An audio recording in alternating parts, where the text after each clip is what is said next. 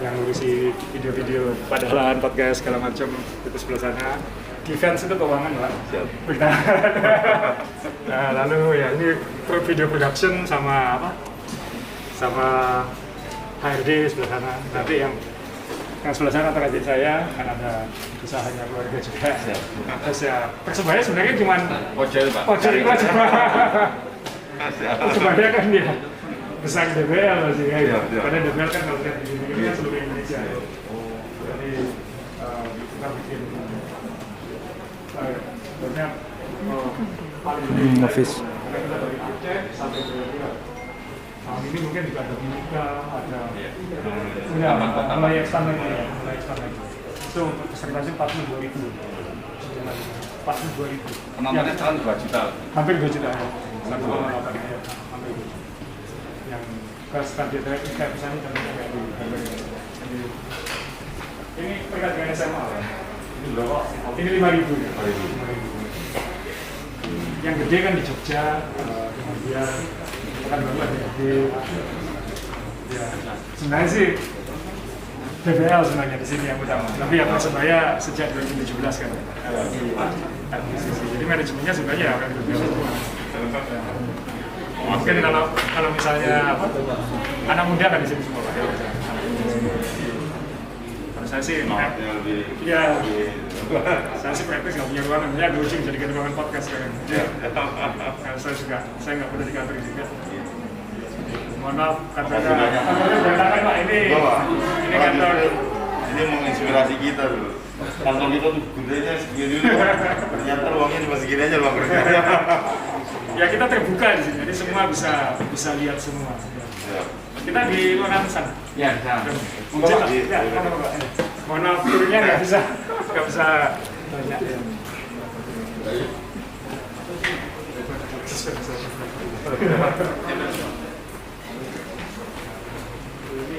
Jadi banyak pemain-pemain itu datang, sepatunya kita minta tinggalin. Jadi kita punya koleksi sepatu ukurannya Sama modern. 9. Oh iya. Sepatu ukurannya. Pak meja nih. Sepatu. Bisa gimana deh? Bukan, ikan bebu tumbuh. Iya. Iya, udah ngomong apa aja. Jadi ini kalau buka, dapat satu kantong. 216. Ini bayangin kalau kita jatuh di injek. Atau diinjek di dada. Jadi kita biasa ngurusin pemain-pemain gede loh. Kalau sama bola kan lebih gede-gede. Pak hitungannya gedean sepatu. Ya udah. Itu kaki kita 2 masuk. Gitu. Jadi ya monggo Pak, Nang di mana? Pak sama Pak Asin. Di sini ya. Kemarin di Boyan, tampaknya sekarang kita aja ke sana.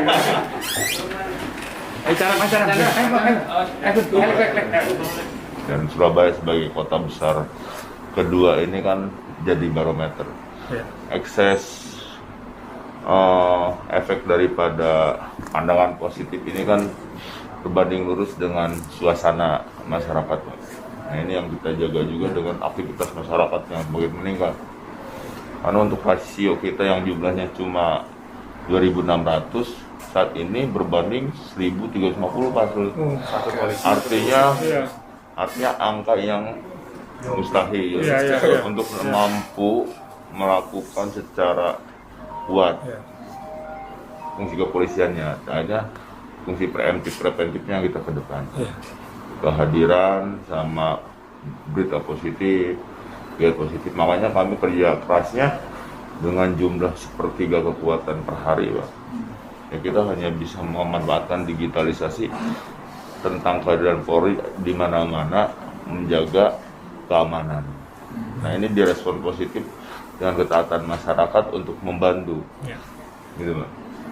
Jadi kita bersyukur masyarakat Surabaya emang pada posisi kualitasnya cukup tinggi sehingga mudah merespon maupun mudah mengkritisi gitu. Nah ini yang harus terus digaungkan sehingga masyarakat investasinya cepat Pak. Karena keamanannya harus tetap terjaga. Mohon izin Pak, saya terima kasih banget tadi bicara soal keamanan karena saya selalu bilang kalau misalnya setelah seperti ini ekonomi agak tanda tanya kan Pak, kita kan belum tahu apakah take off atau tidak, itu biasanya problem utama kejahatan biasanya kayak gitu. Dan pengalaman saya 17 tahun pegang media Pak, itu berita yang paling dibaca masyarakat itu masih kriminalitas dan pendidikan. Jadi karena itu selalu jadi indikator ketenangan dan lain-lain. Jadi saya terima kasih banyak kalau memang fokusnya masih di situ. Dan saya juga barusan pulang, mohon izin Pak, saya baru pulang kemarin dari Amerika juga, dan ini menuju resesi kalau di Amerika. Jadi diprediksi akhir tahun ini resesi. Karena setelah pandemi banyak yang nggak siap. Jadi ketika booming orang banyak nggak mau kerja karena insentif pemerintahnya tinggi Pak. Jadi aku kerja sama nggak kerja dapatnya banyak nggak kerja sekarang. Jadi orang nggak mau kerja. Akhirnya apa? Kekurangan orang di mana-mana, kekurangan barang di mana-mana, harga meroket, bensin di California udah 30.000 per liter. Itu udah hampir 2 kali tahun lalu ya kayak gitu. Jadi ini sudah cost-nya sudah tinggi, homeless jadi masalah luar biasa. Saya pertama kali ke Amerika kemarin diingatkan jangan parkir di jalan, karena kaca dipecah. Jadi orang-orang itu sampai untuk parkir itu sengaja buka bagasinya, Pak, untuk menunjukkan kalau nggak ada barang. Sampai seperti itu. Kalau parkir di jalan itu, ini sudah ini menuju resesi. Kan. Jadi dan itu isu keselamatan kan, keamanan. Gitu. Nah, ya enaknya di Indonesia ini kan orang lebih mau beraktivitas, kemudian lapangan kerja lebih cepat buka kan, ya, karena ongkos labor kan nggak seperti di Amerika kayak gitu. Jadi mungkin insya Allah nggak sampai kayak gitulah. Itu kan masalahnya orang nggak mau kerja lagi karena kalau dia kerja bayarannya nggak sesuai dengan tuntutannya, karena tuntutannya udah terlanjur naik. Teman saya cerita gaji minimum di Portland, Oregon ya harus $22 per jam untuk hidup layak. Sedangkan sekarang kalau dia kembali kerja itu maksimal 18 katanya. Jadi orang milih nggak kerja, milih minta subsidi pemerintah. Kalau dia satu rumah 3 orang usia kerja dapat $6.000 ya Pak sebulan, nggak usah kerja. Akhirnya apa? Banyak restoran kosong, restoran tutup karena nggak ada yang kerja. Dan akhirnya apa? Kacau semua sistemnya. Nah, ya kita nggak sampai kayak gitu, tapi tetap kayaknya pandemi ini reaksinya macam-macam ya setelah pandemi, karena kan tiba-tiba kayak tiket pesawat aja sekarang di Indonesia aja harganya meroket kan Pak. Itu kan sama dengan di sana. Nah ini bisa jadi apa? Kalau balancingnya enggak, ini kan pemerintah pusat Amerika lagi mikirin untuk naikin suku bunga untuk ngimbangi inflasinya itu. Nah ini kita kan belum tahu, karena kita benar-benar baru keluar fresh. Amerika kan sudah duluan, jadi dia sudah merasakan dampaknya sekarang. Dan itu diprediksi udah akhir tahun ini resesi. Akhir tahun ini resesi. Nah, biasanya kan kalau negara maju ada masalah, impact-nya ke negara-negara yang lain. Kayak terakhir kali resesi kan 2009 ya. 2009 itu kan kerasa, di kita kerasa. Nah, ya memang kalau udah gitu memang masalah kejahatan keselamatan memang jadi kekhawatiran juga. Mungkin Surabaya, insya Allah Surabaya ini, ya saya bersyukur Pak, terima kasih banyak teman-teman semua. Surabaya ini relatif apa ya, dibandingkan kota-kota lain tingkat kenyamanannya memang beda lah. Memang beda lah Pak. Itu pasti peran penegakan hukum segala macam pasti sangat tinggi kan Pak itu. Itu masyarakatnya Pak yang bawa itu. Iya. Tapi kan enggak, kan pasti harus ada pengimbangannya kan Pak. Jadi saya dari dulu selalu terima kasih kalau misalnya prioritas pertama itu adalah kriminalitas dan lain. Jadi ya terima kasih banyak Pak kalau disampaikan itu. Saya pulang dari Amerika ngeri Mas. Kalau Amerika kayak gitu kita kayak gimana ya? Sekarang kualitas sempat naik Pak. Kualitas dalam konteks sempat naik itu apabila dibandingkan dengan situasi pandemi, ya kan. Sehingga kualitas naik itu nampak terasa. Walaupun dulu sering terjadi seperti itu dan banyak. Namun saat ini ketika terjadi 1-2 itu akan menjadi perhatian masyarakat dan kekhawatiran sangat tinggi. Contohnya tentang jambret ataupun dan sebagainya. Hanya kita ngimbanginya kecepatan merespon pengungkapan dan penindakan. Kita udah ingatkan teman-teman, kecepatan merespon pengungkapan ini akan membuat rasa aman ini tetap bertahan, sehingga kejadian berikutnya tidak terinspirasi oleh kejadian-kejadian yang lain, dan juga membuat efek jerak dan orang menahan diri gitu. Cuma memang kami saat ini sedang koordinasi juga dengan Pemkot mengingatkan agar pembangunan smart city itu tidak hanya tanggung jawab pemerintah kota, tapi tanggung jawab kita bersama, terutama masyarakat yang punya kemampuan dan keinginan itu memasang CCTV di mana-mana. Karena itu memudahkan untuk membantu pencegahan terutama dan pengungkapan. Artinya pencegahan itu ketika masyarakat kan sekarang udah paham semua bahwa digital ini sangat-sangat menjadi kontrol. Saya di blog saya kan saya sudah tulis ini mulai tanda-tanda efek aftershock-nya pandemi. Kan kita baru keluar tapi aftershock-nya Amerika sudah ngerasain, Eropa mungkin sudah mulai. Ya kita kan masih periode honeymoon kan, masih keluar pandemi masih agak gini gitu. Nanti aftershock-nya belum kelihatan mungkin. Yang saya khawatirkan itu. Ancaman kita udah hadapin 2024 Pak.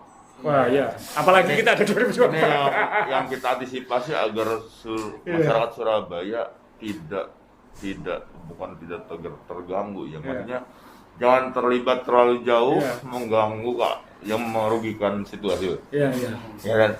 Boleh tahu, boleh ikut, tapi tidak menjadi permasalahan, tidak stres, apa gitu loh. Kayak gitu. Dan ini salah satu tugas Bapak berarti saya tiba. Salah satu kekuatannya ya ada di Persibaya dan bonek. Siap. Gitu loh. Ya kan, makanya menjelang HUT juga kemarin kami udah sampaikan Mas Arki bahwa budaya supporter bonek ini harus berkembang semakin kuat sebagai budaya baik. Dan ikon Surabaya loh. Apapun kegiatan bentuk banyaknya, yaitu menjadi tontonan yang menarik. Siap. Jadi kecintaan Surabaya, masyarakat Surabaya sebagai supporter itu semakin menguat. Gitu. Tapi udah 2 aksi ya. 2 aksi yang kebetulan selama di sini Pak Azrul, alhamdulillah semuanya berjalan baik. Ada kemarin insiden 1 ini yang sedang kita pelajari ya Pak Tony ya.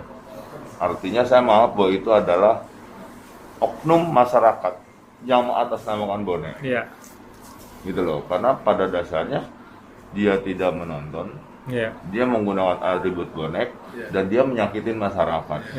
Maka saya bilang bukan saya membela bonek, tetapi emang dia mengatasnamakan bonek melakukan perbuatan menyimpang bahwa kejahatan, karena ada perbuatan yang sampai melakukan pemukulan terhadap orang yang posisi sakit. Artinya kan itu nggak manusiawi dan tidak wajar Pak Sul. Itu yang dan artinya berarti kan itu nampak sekali memojokkan nama bonek kan. Gitu Pak. Itu yang ya kita Sartok. Iya. kita kan besok juga sebenarnya dibandingkan dengan dulu memang Siap. arahnya kayaknya sudah kelihatan Siap, membaik siap. gitu Pak. Cuma ya Iya. kita terima kasih juga dan kita juga berharap jangan sampai kan menggunakan nama bonek itu berarti dia kebal hukum dan lain-lain itu yang Iya, kita iya, khawatirkan Pak. iya, Itu iya. aku bonek akan ada banyak yang bantuin. Nah, ini kita juga Alek ya kita harus bicara bahwa kalian bonek bukan berarti kalian bisa semuanya gitu. Karena kan ini itu kan supporter bola bukan Kriminal. kriminal Kita itu ya. bergeser kepada aksi Iya. yang ini. Ini yang harus ya kita terima kasih lah Pak kalau ada penindakan dan lain-lain karena itu saya yakin mayoritas teman-teman bonek sangat bersyukur kalau teman-teman kepolisian menindak tegas juga gitu. Iya. Karena itu saya yakin lebih banyak yang tidak seperti itu daripada yang begitu lah Pak. Itu manusiawi lah maksudnya. Kemarin bagus semua aksinya, Pak. Kalau waktu aksi turun jalan 1927 waktu bersamaan dengan buruh turun, Ya. siapapun yang turun dan beratribut bonek, ya kita koordinasikan dan semua berjalan baik, Pak. Sempat menjadi pandangan kekhawatiran ketika mereka membakar flare dan sebagainya, tapi kita masih bertahan, Pak. Itu kan belum ada permasalahan. Walaupun satuan atas sudah bilang, itu dulu bakar-bakar nih. Ya. Saya bilang, saya kira belum ada permasalahan nih, Pak. Dia mereka dulu main, sampai ininya selesai, baru nanti saya bilang. Dan adalah beres selesai, Pak. Ya. Kemudian kemarin, terus kemudian malam Ramadan, misalnya ya, kita sama-sama sebelum udah ngobrol juga, alhamdulillah sempat turun, namun ya relatif kondusif, konvoy geser, gitu. Tapi ya bagus lah itu. Artinya ini pandangan positif perkembangan yang sangat baik loh. Gitu. Kita di luar kota gimana? Kan kita biasanya lebih bermasalah di luar kota kayak gini-gini. Kondusif juga alhamdulillah. Alhamdulillah Ya, adik, nggak ada hal yang ini. Kemarin kan dari Surabaya geser ke Gresik, Pak. ya. Ke Gresik, tapi kita monitor di Gresik juga tidak ada pengaruh. Yang lawan Solo kemarin gimana Pak Kapolres? Alhamdulillah. Evaluasinya. Evaluasinya Karena saya baru kira juga- itu yang lebih paham Pak Asrul. Tapi kalau secara keamanan kami mana semua apresiasi, Pak. Ya, datang juga tertib, pulang juga tertib, nggak ada ekses apapun, Pak. Gitu loh. Kalau kegiatan di lapangan kan, ya itu aturan permainan seperti apa, PSSI yang lebih paham, Pak. Tapi kalau secara keamanan sangat relatif kondusif, Pak.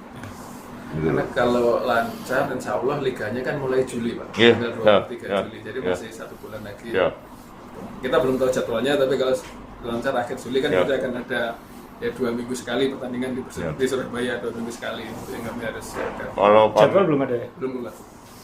kalau pandangan awam kami, saya pribadi, Pak, mood saya sih sangat baik, Pak. Karena kemarin juga posisi mohon maaf, Ya. walaupun emang itu sebagai sahabat, Iya. pada posisi Persibaya kalah, ya bonek masih Ya. senang dan bagaimana gitu, Pak. Itu saya kira penilaian positif cukup kuat, Pak. Penajam. Ya kami juga evaluasi keluarnya, Pak. Untuk keamanannya, Pak. Sehingga kami kemarin langsung rapat dengan Iya. ikut ya. Ya, Pak. Paling ketiga ya, Pak ya. Dengan Pemkot Pemkot juga. gitu, Pak.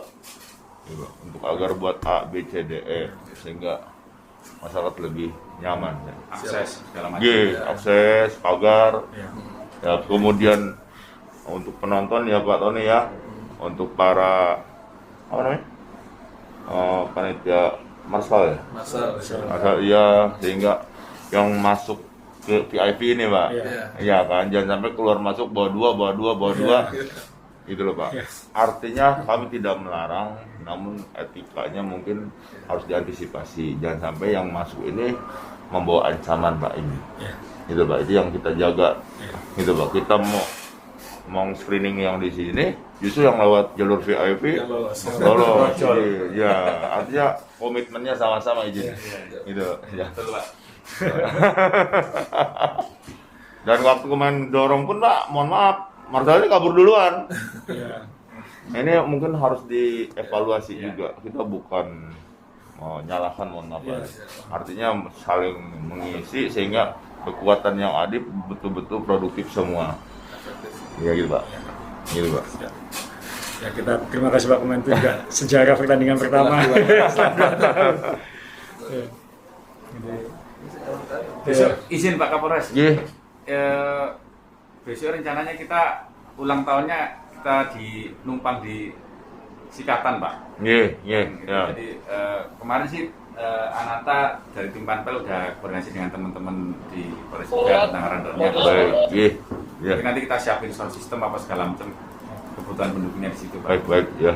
Ya, nanti Pak Edi Iya. koordinasikan ya, fotonya. Pokoknya kami insya Allah Pak Sul, apapun yang emang masyarakat harapkan, inginkan, ya kami berupaya ngimbang. Terima kasih banyak. Karena nggak ada alasan untuk, iya Pak, saya udah bilang nggak ada alasan untuk kita hindar dari situasi ini. Iya. Walaupun tadi informasi dari Pak Sul, semoga tidak terjadi di Indonesia. Iya. Kadang-kadang kita malah lebih Iya, kadang-kadang kita lebih kuat. Saya pertama kali shock di sana kan, kayak gini ya sekarang kayak gitu. Sepi sana Pak. Bukan sepi Pak, jadi Mencekam. kayak nggak balance, bukan mencekam, nggak kelihatan ada yang nggak beres gitu Pak. Jadi homeless di mana-mana, orang milih homeless. Jadi dan yang homeless itu bukan orang nggak punya uang, Pak. Dosen, guru itu milih jadi homeless. Karena untuk kali pertama dalam sejarah kalau nggak salah kemarin beli rumah itu jauh lebih mahal daripada sewa katanya. Biaya cicilannya segala macam. Jadi sedang economic imbalance loh. Dan itu pasti berujung resesi kan. Tinggal resesinya kapan kan.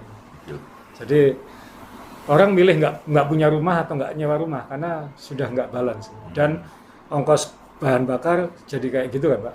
$7 per galon Amerika itu 30.000 per liter. Di negara bagian yang tengah yang penduduknya lebih sedikit itu masih 17.500 per liter, kan mirip dengan sini yang Shell kayak gitu kan, normal berarti.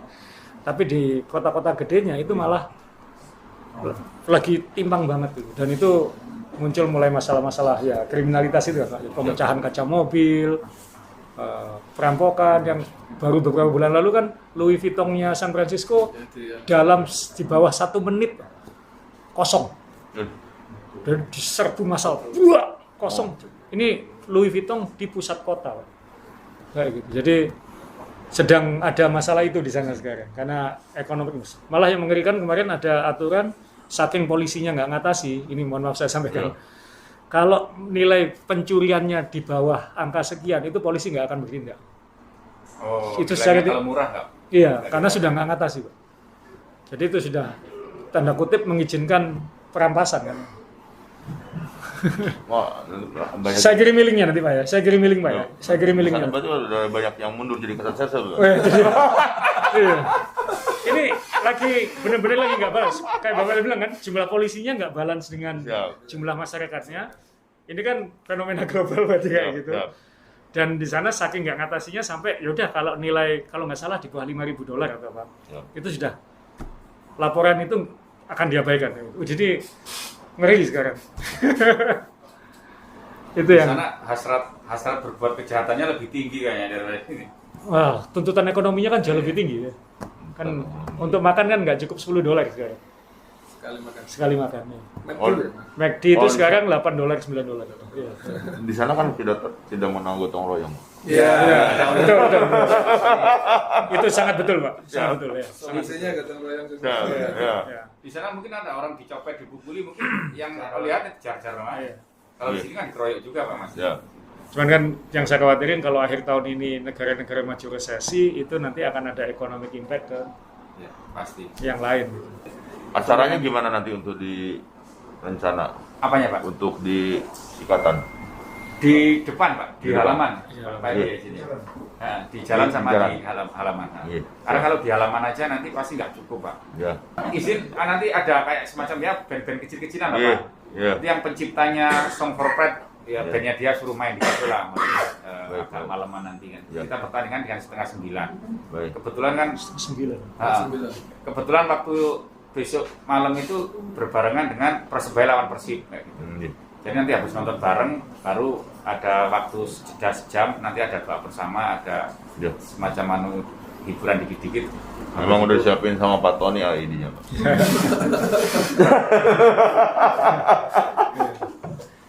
Ya untungnya lawan Persib ya. Siap. Insya Allah. Sebenarnya kalau teman-teman bonek sih kalau kita lihat di sosial media ya, artinya untuk pre-season ini udah sadar lah. Siap. Nggak harus menang, nggak harus itu. Karena kita sudah melewati beberapa Piala Presiden kita memang seperti itu Pak. Artinya kita ya kayak tahun 2022 ya, 2021 yang Piala Menpora itu kita full lokal Pak. Jadi Full lokal, tapi kemudian itu kita menuai hasilnya waktu Liga. Jadi tim kita lebih matang, lebih siap. Indonesia ini kan unik ya Mas Edi yang tahu ini. Jadi pramusim itu seolah-olah kayak Piala Champion gitu ya. Jadi padahal pramusim itu kan harusnya untuk nyoba pemain muda, nyoba pemain baru, kita pengen tahu petanya. Jangan tunjukkan kekuatan gitu. Kan yang begitu kan Pak, kan jangan ditunjukkan dulu. Kita kan pengen ngetes, nyoba pemain, ngasih jam terbang. Karena kalau Liga nggak main ya, kan kasihan. Kalau nggak gitu kan Marcelino nggak main kemarin. Yang muda-muda kan nggak main, Supri nggak bisa main penuh. Nah ini kan kita lebih kayak gitu dan ya memang ada beberapa tim yang memperlakukan pre-season itu seperti hidup mati emang. Tapi Persebaya sejak awal kita dari dulu pengennya benar-benar nyoba pemain karena kita kan ada pembinaan ya Pak. Nah mainnya di mana nih Pak pembinaannya? Panggungnya nggak ada ya. Nah ini kita pakai waktu Piala Menpora kemarin full lokal dan full pemain muda dan 8 besar. Kemudian hasilnya adalah dari situ kita tahu ke Liga cuma perlu nambah apa dan seperti apa kayak gitu. Nah kita terus terang seperti itu Pak. Nah ini insya Allah teman-teman bonek mayoritas sudah paham inilah. Kita dari dulu tidak pernah all out saat pre-season ya karena kan kalau nunjukin kekuatan di awal juga nggak baik. Sudah tahu nanti ya. Kan waktu pramusim tahun lalu kita belum ada pemain-pemain asing, belum ada, kita benar-benar wait and see kayak gitu. Nah ini tahun ini kita pemainnya sudah datang, tapi pemain asing kita kan nggak kita mainkan dari awal. Kita hanya mainkan di akhir untuk melihat yang lokal-lokalnya, yang muda-mudanya. Nah, tapi insya Allah teman-teman bonek ekspektasinya terhadap hasil kalau Liga pasti beda ya nanti ya. Tapi kalau pramusim sudah insya Allah lebih teredukasi lah soal itu ya. Kan di luar negeri kayak gitu semua ya. Kemarin itu ada salah satu komunitas supporter bikin polling soal itu. Jadi bonek itu 80% memang sudah menganggap pre-season ini hanya cuma tes ombak aja lah, nggak ada lihat di hasil. Sementara yang sekian persen yang sisanya itu ya Persebaya tetap harus serius, tetap harus menunjukkan yang terbaik. Kayak gitu. Terakhir kali kita juara pramusim, seasonnya dibatalin ya. Oh iya. 2020, seasonnya dibatalin. Pak Edi itu saksinya Pak Edi. Oh Pak Edi waktu sudah ya? Iya. Satu-satunya tim yang naik podium ya Persebaya. Terima kasih banyak Pak. Ya. Wah ini kesini. Kami mohon pamit. Pamit ya, insya Allah. Kalau ada Bapak, mohon Siap. kami diingatkan, dikabari aja. Siap. Kami yang terima kasih banyak sekali lagi bapak semua ini. Aduh, terima kasih. Tapi tempatnya keren Pak. Ya. Lebih lucu biasanya Pak. Cuman ini lagi agak sepi aja ya. Dan akhirnya kami sadar Pak, bahwa Poltabes yang cuma luas wilayahnya segitu kecil ya, kantornya kegedean Pak. Ya, mohon maaf jadi kayak Bali United dulu, Bali United belajar merchandising ke sini.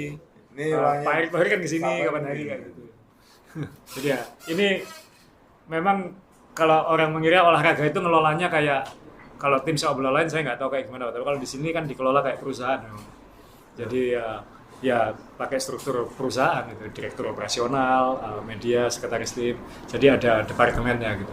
Kalau masalahnya kan tradisional sepak bola itu manajer tim itu ngurusi semuanya. Padahal kalau di kita manajer tim itu hanya ngurusi tim kayak gitu. Dia nggak ada kaitannya dengan bisnis dan lain-lain kayak gitu ya. Nah, dipisahkan antara fungsi kaki komersial dengan kaki tim itu. Nah, ya ini yang dan kayak DBL itu bukan IO Pak, tapi ini memang perusahaan basket yang ada departemennya, ada departemen yang ngurusin regulasi dan perwasitan, ada departemen yang ngurusin. Jadi ini kira-kira pembagiannya seperti itu. NBA itu 2.000 orang Pak karyawan. Kita 300-an. Ngurusi se-Indonesia tapi ya. Mas Hasil, yang paling membedakan Persebaya dengan klub-klub lain. Kalau di Persebaya itu seluruh karyawannya ya karyawan seperti halnya perusahaan. Manajer juga karyawan yang dibayar. Semuanya juga karyawan. Tapi kalau di klub-klub lain, manajer itu jabatan selebriti ya. Bukan siapa-siapa, pokoknya teko gelem nggo duit. Itu kapan-kapan diganti bisa. Kalau di kita kan, homegrown Pak. Jadi kayak tahun lalu Mas Chandra, tahun ini Yahya sebelumnya pegang junior. Jadi ada jenjangnya juga ya, ada jenjangnya juga. Ya, masalahnya kan tantangannya lingkungannya nggak kayak gitu Pak, sepak bola kita. Lingkungan liganya nggak seperti itu. Nah ini yang kadang ya insya Allah teman-teman bonek sudah lebih paham lah soal itu juga, bahwa struktur kita itu nggak kayak kita ini, struktur profesional itu seperti ini. Kalau lihat tim-tim luar negeri ya seperti ini sebenarnya. Iya.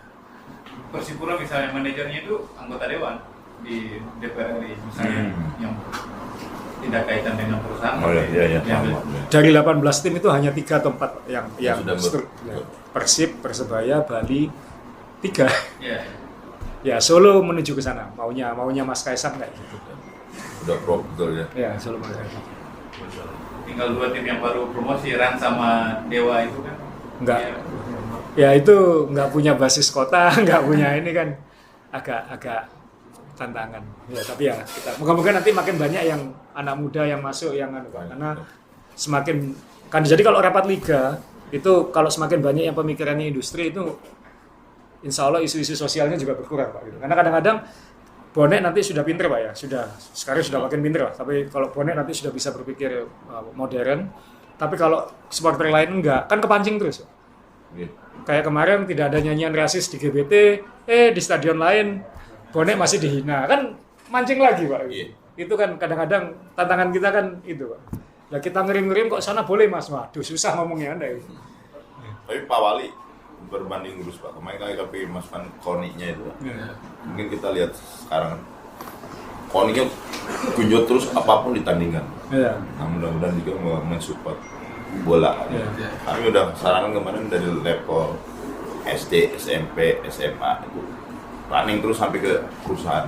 Ya, sebenarnya kita sejak 2018 sama Mas Eri itu sudah bikin piramid Mas. Pak, saya sama Pak Eri sejak beliau di Bapeko tahun 2018 Pak, sudah bikin piramid, sudah meeting di sini, sudah meeting di Bapeko, digambar di sini, ada di papannya Pak Eri juga. Jadi berevolusi udah meeting terus sebenarnya. Cuman kan waktu itu nggak dikasih izin sama wali kotanya. Jadi iya. Jadi waktu itu kita udah bikin piramidanya Pak. Jadi bagaimana caranya semua ini sinergi dari tingkat grassroots anak-anak kecil sampai ke liga kota itu naik ke atas sampai ujungnya Persebaya itu sudah kita rancang bersama sebenarnya. Nah ini insya Allah nanti setelah pandemi mungkin kita sudah bisa realisasikan karena sekarang ya karena itu salah satu cara mengatasi masalah-masalah sosial itu juga dikasih kesibukan ya, dikasih kesibukan terus dibikinkan kegiatan terus supaya tidak habis energinya untuk berbuat. itu sudah kita rancang sejak 2018 Pak sebenarnya. Sama Pak Eri sebenarnya. Sama Chandra kan kita waduh nggak bisa ya gitu kan, nggak dikasih izin dulu. Nah ini insya Allah kemarin sudah mulai ngomong juga habis pertandingan itu ya nanti kalau ini sudah levelnya sudah waktu pertandingan kan masih level 2 kalau nggak salah Pak ya. Jadi nanti kalau sudah kita ngomong lagi bagaimana kita segera realisasikan itu katanya. Nah itu kalau udah berjalan insya Allah nanti bisa lah itu menyelesaikan banyak masalah di Surabaya Pak. Ya. Dulu gak jalan nunggu Pak Yusef teko. Iya. Kapan kita ke Solo aja Pak? Kenapa? Katanya ada tanding ulang ke Solo nggak? Belum, karena kan sudah terlanjur Piala Presiden Pak. Oh iya. Makanya tadi Mas Chandra juga bilang nanti kita harus nunggu jadwalnya Piala Presiden lagi. Karena Mas Gibran juga WA saya, kapan ke Solo Mas? Ya ini kita sama-sama masih tanding lah. Kalau kita sama-sama sudah nggak tanding, ayo. Tapi dia bilang, lain kali kalau main timnya yang full ya Mas. Gitu. Kenapa? Mereka ini Mbak ya? Ya dia nggak enak, karena timmu kan anak-anak muda semua. Kita menangnya nggak enak katanya. Menang nggak enak, kalau kalah pun tambah nggak enak ya. Nggak enak ya, betul. Lebih nggak enak. Insya Allah kan, banyak anak muda. Yang pertandingan sebelumnya. Iya. Dan kuning sama merah Pak. Nanti saya latihan lagi Pak. Balik. Terima kasih banyak Pak, terima kasih banyak. Waduh, terima kasih banyak. Datang lengkap ke sini Pak Dirjen. Oh ya, jersey ulang tahun Persebaya. Ini tiap tahun selalu jadi collectible item. Ya. Jadi ini 95 tahun. Ini 95 tahun. Logonya dan wani. Iya.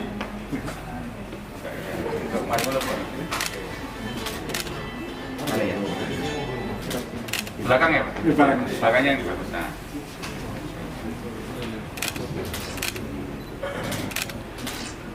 Alhamdulillah pada hari ini saya Kombes Pol Ahmad Yusuf Gunawan selaku Kapolrestabes Surabaya dan bersama Pak Asrul Ananda selaku Presiden Persibaya, dan saat ini saya berada di kantor beliau dalam rangka membangun dan menguatkan silaturahmi kami dari kepolisian, baik dengan manajemen maupun dengan teman-teman dari Persibaya. Dan alhamdulillah pada kesempatan yang berbahagia ini saya bersama keluarga besar Polrestabes Surabaya mengucapkan selamat ulang tahun ke-95 kepada Persibaya yang merupakan ikon masyarakat Surabaya. Masyarakat Surabaya sangat mencintai Persibaya dan kami semua bangga kepada Persibaya dan akan selalu mendukung dan mendoakan di kesempatan berikutnya Persibaya akan menjadi yang terbaik di dalam nasional maupun internasional. Sekali lagi kami ucapkan selamat ulang tahun dan sukses selalu. Going stronger, salam satu jari. Wani Jogo Surabaya.